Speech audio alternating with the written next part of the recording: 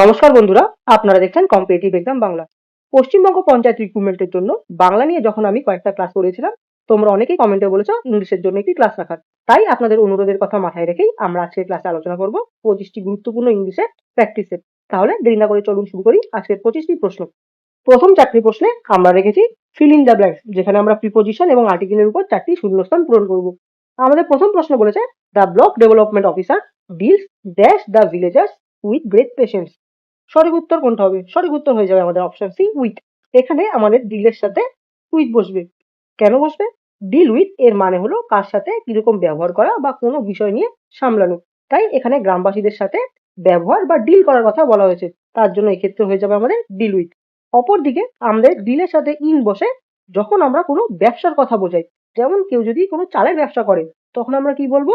It deals in rice, অর্থাৎ সে চালের ব্যবসা করে।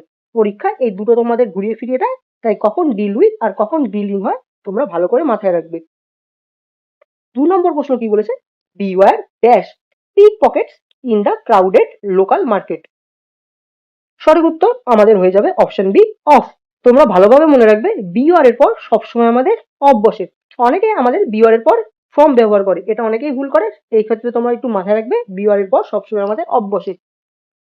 3 নম্বর প্রশ্ন কি বলেছে? The meeting was presided by the gram pradhan. সঠিক উত্তর কোনটা হবে? সঠিক উত্তর হয়ে যাবে আমাদের অপশনে ওভার। কেন ওভার হবে? কোনো সভা বা মিটিং এর সভাপতিত্ব কারা করে সেটা বোঝাতে আমাদের গ্রুপ ভার্ব বা ফ্রেজ হিসেবে প্রিসাইডের পরে সবসময় ওভার বসে। ঠিক আছে। 4 নম্বর প্রশ্ন কি বলেছে? He thinks he is dash European but he actually belongs to India. সঠিক উত্তর হয়ে যাবে আমাদের অপশনে এ, অর্থাৎ he thinks he is a European but he actually belongs to India. এক্ষেত্রে একদম ইজি, এখানে ই থাকলেও এর আগে এ বসবে। কেন বসবে? কেন? অনেকে এটা কনফিউশন হয়ে যায় যে আমাদের প্রথমে তো ই আছে, কারণ ই একটি ভায়েল, এর আগে সবসময় আমাদের অ্যান বসবে, কিন্তু বসবে না। কেন? এখানে যে আমাদের ইউরোপিয়ান আছে, এখানে ইউটা আমাদের উচ্চারিত হবে ইউ হিসাবে। এর জন্য আমাদের সবসময় এখানে এ বসবে, ইউরোপিয়ানের আগে আমাদের এ বসবে। এবারে 5 থেকে 8 নম্বর পার্টে আমি রেখেছি স্পট দ্য ইরোর, অর্থাৎ এই সেন্টেন্সটার মধ্যে কোথায় ভুল আছে সেটা আমাদের বের করতে হবে। তো 5 নম্বরে কি বলেছে? The scenery of Darjeeling R very beautiful. তার মানে এখানে আমাদের এফ বি সি এর মধ্যে কোনো ভুল থাকলে আমরা সেটা বলবো, অথবা যদি ভুল না থাকে তাহলে আমরা পার্ট ডি তে অর্থাৎ নো ইরোর করবো। সঠিক উত্তর হয়ে যাবে আমাদের option C, are very beautiful. এইটা আমাদের ভুল আছে। কেন ভুল আছে? এই যে আমাদের প্রথমে বলে দিয়েছে যে সিনারি, এই সিনারিটা হলো সবসময় একটা আনকাউন্টেবল নাউন, এর কোনো প্লুরাল ভাব হয় না। এর জন্য সবসময় এটা আমাদের সিঙ্গুলার। তাই এখানে আমাদের যে রয়েছে আর, এটা হবে ভুল। এখানে আর এর জায়গায় হবে আমাদের ইজ। তাহলে আমাদের সঠিক সেন্টেন্সটা হতো the scenery of Darjeeling is very beautiful. তার জন্য আমাদের অপশন সিটা সঠিক উত্তর হয়ে যাবে। 6 নম্বর প্রশ্ন দেখো কি বলেছে? Many student have failed in the final screening test. এই সেন্টেন্সটার মধ্যে কোনটা ভুল? সঠিক উত্তর হয়ে যাবে আমাদের যে বি পার্টটা আছে, হ্যাভ ফেইলড, এটা ভুল হবে। কেন ভুল হবে? দেখো, আমাদের যে মেনি থাকে, এই মেনিটা আমাদের একটি প্লুরাল, এর জন্য আমাদের সবসময় ভার্বে কি হয়? হ্যাভ বসে। কিন্তু নিয়ম অনুযায়ী যখন আমাদের সেন্টেন্সে মেনি এ থাকবে, কি থাকবে? মেনি এ থাকবে, তারপরে যেটা আমাদের নাউন বা ভার্ব থাকবে সেটা অবশ্যই সিঙ্গুলার হতে হবে। তার জন্য আমাদের এখানে যে মেনি এ স্টুডেন্ট আছে, এর জন্য আমাদের হ্যাভ ফেইলড হবে না, এটা হয়ে যাবে আমাদের হ্যাজ ফেইলড। তাহলে আমাদের অপশন বি তে এই পার্টটাতে ভুল আছে। 7 নম্বর প্রশ্ন কি বলেছে? She loves music, poetry and to dance. এর মধ্যে কোন পার্টে ভুল আছে? সঠিক উত্তর হয়ে যাবে আমাদের option C, and to dance, এই পার্টটায় ভুল আছে। দেখো এই সেন্টেন্সটায় শি লাভস এর পর যে মিউজিক আর পোয়েট্রি আছে, এই দুটো আমাদের নাউন। তাই আমাদের এই যে পরের যে পার্টটুকু আছে, এই পার্টটাকেও আমাদের নাউন করতে হবে। আর এই পার্টটাকে নাউন করার জন্য আমাদের এটা হবে ড্যান্সিং। ঠিক আছে, তাহলে আমাদের সঠিক সেন্টেন্সটা হতো she loves music, poetry and dancing. ঠিক আছে। 8 নম্বর প্রশ্ন কি বলেছে? All through he work hard but he could not pass the examination. এই সেন্টেন্সটার মধ্যে কোনটা ভুল আছে? সঠিক উত্তর হবে আমাদের যে বি পার্টটা আছে, বাট হি কুড নট, এই পার্টটাতে ভুল আছে। কেন ভুল আছে? আমাদের বাক্যের শুরুতে যদি এই অল দো এটা ব্যবহৃত হয়, তখন আমাদের বাক্যের মিডিলে এই বাট এটা বসবে না। ঠিক আছে, শুধুমাত্র কমা দিয়েই আমাদের কাজটা হয়ে যাবে। তার জন্য আমাদের এই পার্টটায় যদি এই বাটটাকে বাদ দিয়ে দিই, তাহলে আমাদের লাইনটা ঠিক থাকবে। আবারও বলছি, কোনো সেন্টেন্সের শুরুতে যদি অল দো থাকে, তাহলে আমাদের সেন্টেন্সের মাঝখানে কোনো বাটের ব্যবহার হবে না, শুধুমাত্র কমা দিয়ে হবে। 9 নম্বর থেকে 12 নম্বর প্রশ্নে আমরা রেখেছি choose the alternative of the meaning of the idiom or phrase. তাহলে 9 নম্বর প্রশ্ন বলেছে এ ওয়াইল্ড গুস চেস। সঠিক উত্তর কোনটা হবে? সঠিক উত্তর হয়ে যাবে আমাদের option A a foolish and useless enterprise. এই এ ওয়াইল্ড গুস চেস এটার অর্থ হলো এমন একটা অবাস্তব জিনিসের পেছনে ছোটা যার কোনো ফল মিলবে না। আর আমাদের অপশন এতে বলেছে a foolish and useless enterprise, অর্থাৎ বৃথা চেষ্টা করা। তার জন্য আমাদের সঠিক উত্তর হয়ে যাবে আমাদের অপশন এটা। 10 নম্বরে কি বলেছে? Spill the beans. এর সাথে আমাদের 4টি অপশনের মধ্যে সবথেকে ভালো মিল খায় অপশন বি তে টু রিভিল এ সিক্রেট প্রিম্যাচুয়ারলি। এই স্পিল দ্য বিনস এর অর্থই হলো আমাদের সময়ের আগে বা মনের অজান্তে কোনো গোপন তথ্য বা সিক্রেট সবার সামনে ফাঁস করা। তার জন্য আমাদের সঠিক উত্তর হয়ে যাবে আমাদের অপশন বি। 11 নম্বর প্রশ্ন লিভ নো স্টোন আনটার্ন। এই 4টি অপশনের মধ্যে আমাদের প্রশ্নের সাথে মিল খায় option beta to try every possible effort. এই প্রশ্নটার মানে কি তোমরা বুঝতে পারছো? কোনো পাথর ওল্টাতে বাকি না রাখা, অর্থাৎ কোনো কাজে সফল হতে নিজের সবটুকু দিয়ে আপ্রাণ চেষ্টা করা, যাতে কোনো খামতি না থাকে।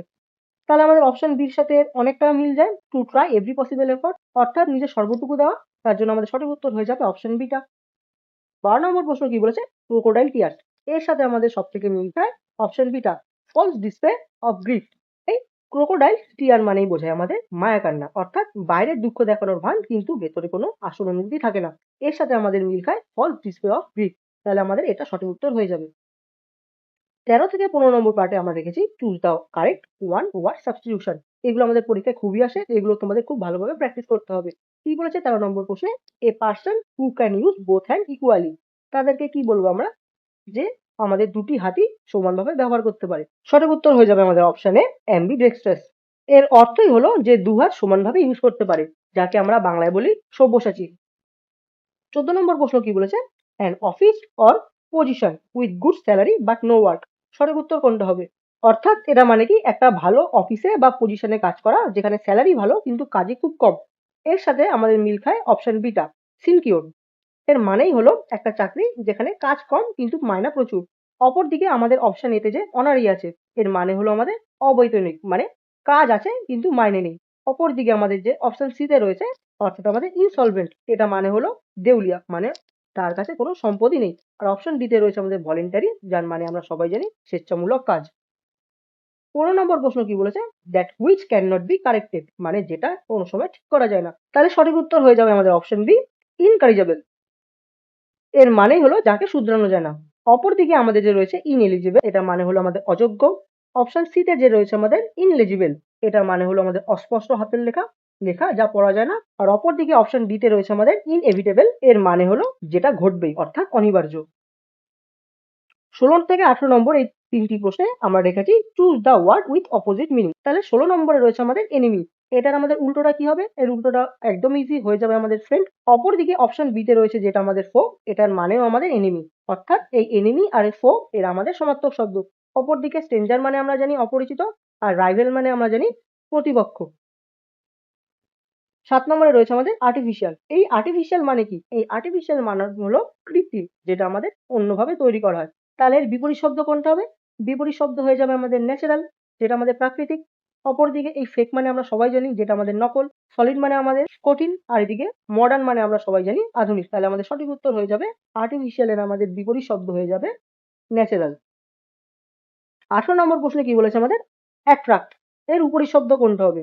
অ্যাট্রাক্ট এর উপরি শব্দ হলো আমাদের অপশন এতে রিপেল। এই অ্যাট্রাক্ট মানে কি? আমাদের আকর্ষণ করা। আর এর উল্টো এই রিপেল। এই রিপেল মানে হলো আমাদের বিকর্ষণ করা বা দূরে ঠেলে দেওয়া। অপরদিকে অপশন সি তে রয়েছে আমাদের চার্ম। এই চার্ম মানে আমরা সবাই জানি আনন্দিত হওয়া বা পুলকিত হওয়া। আর অপশন ডি তে রয়েছে পুল। এই পুল মানে আমরা সবাই জানি টানা। 19 থেকে 21 এই কটা প্রশ্নে আমি রেখেছি choose the what clauses in meaning, অর্থাৎ আমাদের সিনোনিম বের করতে হবে। 19 নম্বরে রয়েছে আমাদের ব্রিফ। এই ব্রিফের অর্থ হলো কোনো কিছু সংক্ষেপ বা ছোট করে দেখা। তার জন্য আমাদের সব থেকে কাছাকাছি এটার মিনিং যেটা সঠিক হবে হয়ে যাবে আমাদের শর্ট। শর্ট মানে আমাদের কি? ছোট করে দেখা। অপরদিকে লার্জ মানে আমাদের বড়, ডিটেইল মানে খুব নিখুঁতভাবে আমাদের কোনো কিছুর বিবরণ দেওয়া, আর লং মানে আমাদের বড়। তাহলে সঠিক উত্তর হয়ে যাবে ব্রিফের সিনোনিম আমাদের শর্ট। 20 নম্বর প্রশ্ন কি বলেছে? আমাদের অ্যাবান্ডন। অ্যাবান্ডন মানে কি? অ্যাবান্ডন মানে হলো আমাদের কোনো কিছু চিরতরে ছেড়ে দেওয়া বা পরিত্যাগ করা। অর্থাৎ এর কাছাকাছি সব থেকে আমাদের কাছে যায় অপশন বি তে, যেটা আমাদের ফোরসেপ বা লিভ। অপরদিকে কিপ মানে আমাদের সেটা রেখে দেওয়া, প্রোটেক্ট মানে সেটাকে আমাদের যত্ন করে রাখা বা সামলে রাখা, আর জয়েন মানে তো আমরা সবাই জানি কোনো কিছুতে নিবেশ করা বা প্রবেশ করা। 21 নম্বর প্রশ্ন কি বলেছে? কারেজ। কারেজের আমাদের তাহলে সিনোনিম কোনটা হবে? কারেজের সিনোনিম হয়ে যাবে আমাদের অপশন বি ব্রেভরি। কারেজ মানেও আমাদের সাহস, ব্রেভরি মানেও আমাদের সাহস। 22 থেকে 23 নম্বর প্রশ্নে আমি রেখেছি আমাদের ভয়েস চেঞ্জ কে। তো আমাদের প্রথম ভয়েস চেঞ্জে কি বলেছে? Do not insult the poor.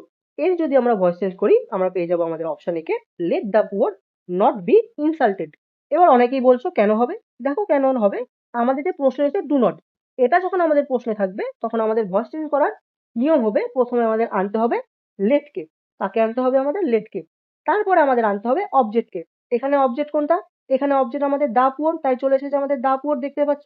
তারপরে আমাদের চলে আসবে নট বি। আমাদের এখানে নট বি আছে এবং তারপরে যেই আমাদের ভার্ব থাকবে সেটা আমাদের ভার্বটা থার্ড ফর্ম হয়ে যাবে আমাদের ইনসাল্ট। এই ইনসাল্টের থার্ড ফর্ম হয়ে যায় আমাদের ইনসাল্টেড। তাহলে আমাদের অপশন এর সাথে মিলে গেছে। তাহলে সঠিক উত্তর হয়ে যাবে আমাদের অপশন এ। 23 নম্বর প্রশ্ন, people speak English all over the world. এটার যদি আমরা ভয়েস চেঞ্জ করি আমাদের সঠিক উত্তর হয়ে যাবে আমাদের option A English is spoken all over the world. কিন্তু কেন আমাদের এটা হবে? আমাদের যে প্রশ্নটা রয়েছে এই প্রশ্নটার মধ্যে যে ইংলিশ রয়েছে এটা আমাদের অবজেক্ট, তার জন্য আমাদের ভয়েস চেঞ্জে অবজেক্ট সবার প্রথমে চলে আসবে। যেহেতু আমাদের এটা প্রেজেন্ট সিম্পলে আছে তাই আমাদের ইজ বসবে এবং যে স্পিক আছে এই স্পিকটা আমাদের হয়ে যাবে স্পোকেন। তারপরে আমাদের বসে যাবে অল ওভার দ্য ওয়ার্ল্ড। আর এই যে রয়েছে আমাদের পিপল, এটা আমাদের সাধারণ অর্থে ব্যবহার করা হয়েছে তাই আমাদের যে বাই পিপল এটা না লিখলেও হবে। তাহলে সঠিক উত্তর হয়ে যাবে আমাদের অপশন এ। 24 থেকে 25 এই দুটো প্রশ্নে আমি রেখেছি আমাদের দুটো ন্যারেশন চেঞ্জ। তো কি বলেছে 24 নম্বর প্রশ্নে? He said I have lost my pen. এই চারটি অপশনের মধ্যে সঠিক উত্তর কোনটা হবে? সঠিক উত্তর হয়ে যাবে আমাদের option B he said that he had lost his pen. আমাদের ন্যারেশনের নিয়ম অনুযায়ী যদি আমাদের বাইরে রিপোর্টিং ভার্ব অর্থাৎ আমাদের সেড এটা আমাদের কিসে রয়েছে? আমাদের পাস্ট টেন্সে রয়েছে। এর জন্য ভেতরে যদি আমাদের প্রেজেন্ট পারফেক্ট টেন্স অর্থাৎ আমাদের এই হ্যাভ লস্টটা থাকে এটা আমাদের ন্যারেশন চেঞ্জে হয়ে যাবে হ্যাড লস্ট। তাহলে আমাদের অপশন বির সাথে এটা মিলে গেছে। He said that he had lost his pen. তাহলে সঠিক উত্তর হয়ে যাবে আমাদের অপশন বি। 25 নম্বর প্রশ্ন, the teacher said to the boys work hard if you want to pass. এই প্রশ্নটার যদি আমরা ন্যারেশন চেঞ্জ করি আমাদের হয়ে যাবে option B the teacher advise the boys to work hard if they wanted to pass. কেন হবে? প্রশ্নটা পরে বোঝা যাচ্ছে এটা আমাদের একটি উপদেশমূলক বাক্য, তার জন্য আমাদের যেখানে দ্য টিচার সেড টু এটা হয়ে যাবে দ্য টিচার অ্যাডভাইস। তারপরে আমাদের নর্মাল হয়ে যাবে the boys to work hard if they wanted to pass. তাহলে সঠিক উত্তর হয়ে যাবে আমাদের অপশন বি। তাহলে আজকের 25টি প্রশ্ন এখানেই শেষ হলো। আজকের ক্লাসটি কেমন লাগলো তোমরা আমাদের কমেন্ট বক্সে অবশ্যই জানাবে। এরকম যদি রেগুলার যদি তোমরা আমাদের চ্যানেলে ইংলিশেরও ক্লাস দেখতে চাও আমাদের কমেন্টে বলতে পারো। এছাড়া তোমরা যদি আমাদের চ্যানেলের অন্যান্য ক্লাসগুলো এখনো না দেখে থাকো তাহলে আমাদের ইউটিউব চ্যানেলে চলে যেতে পারো, সেখানে আলাদা আলাদা প্লেলিস্ট রয়েছে, তোমরা ভালো করে আমাদের ক্লাসগুলো দেখে নিতে পারবে।